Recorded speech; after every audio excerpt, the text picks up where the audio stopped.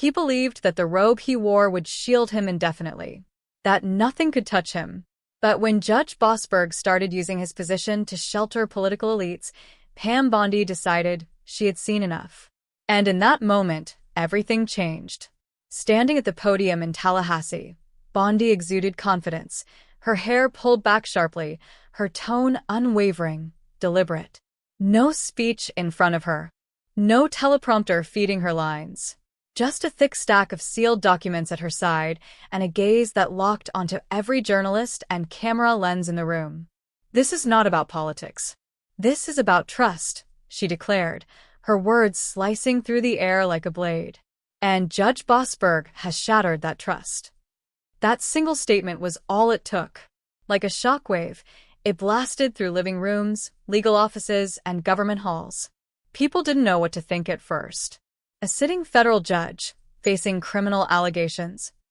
It sounded like something straight out of a gripping political thriller, not a Tuesday morning press briefing. But Bondi didn't waver. Not once. Her voice never trembled, her expression never softened. She wasn't there to entertain.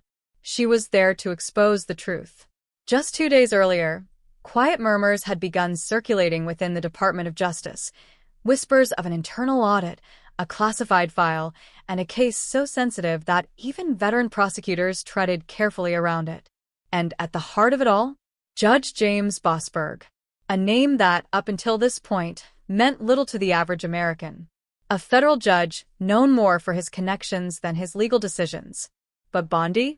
She had been watching him for months. The spark that ignited it all? A late Friday ruling out of a Washington, D.C. courtroom. A seemingly routine restraining order, except it wasn't. Boasberg had blocked the deportation of 5 individuals with suspected ties to Tren de Aragua, a gang so ruthless that even ICE agents hesitated at the mention of their name. To Bondi, this wasn't just a lapse in judgment. This was something more sinister. She called it what she believed it was: judicial sabotage. What made it worse? The way Boasberg issued his ruling. No formal written order. No legal documentation that DHS could use to determine their next steps. Just a verbal directive, vague, unclear, and, as far as Homeland Security was concerned, unenforceable. So, they made a decision. Assuming that the lack of a signed order meant they could move forward, they did just that. And then, all hell broke loose. Within hours, news vans were parked outside ICE field offices. Protesters flooded the steps of federal buildings. Headlines questioned whether the administration had defied a court ruling. But behind the chaos, something else was unfolding. Something that the public didn't yet know. Pam Bondi wasn't acting on a hunch.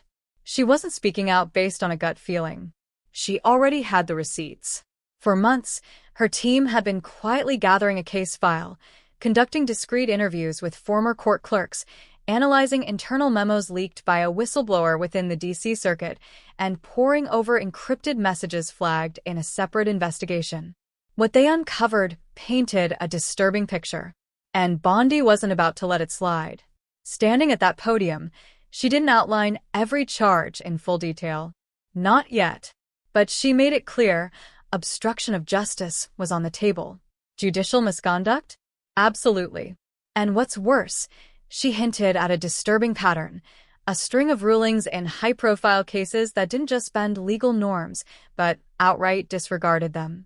The reaction was instant. Legal analysts scrambled to make sense of it. TV anchors fumbled through their breaking news reports. In legal forums and law school chat groups, one question echoed over and over. Is this really happening?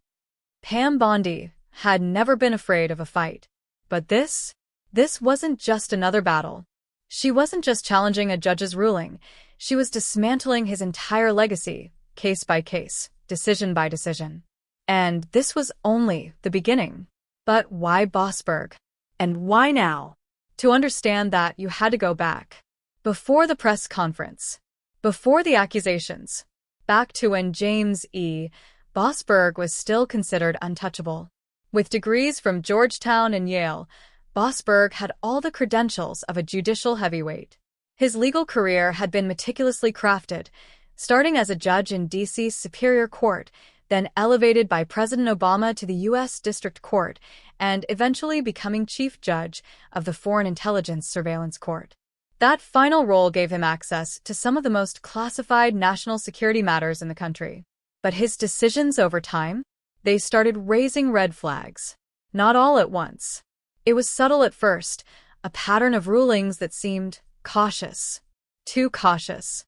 When the FBI faced scrutiny over errors in its surveillance applications, it was Boasberg who reviewed the aftermath. His response?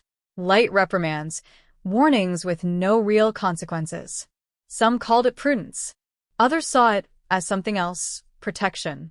And Pam Bondi was paying attention. Again and again, his name surfaced in cases with major implications, particularly cases that involved immigration enforcement and executive authority. To Bondi, it wasn't just bad judgment. It was strategic.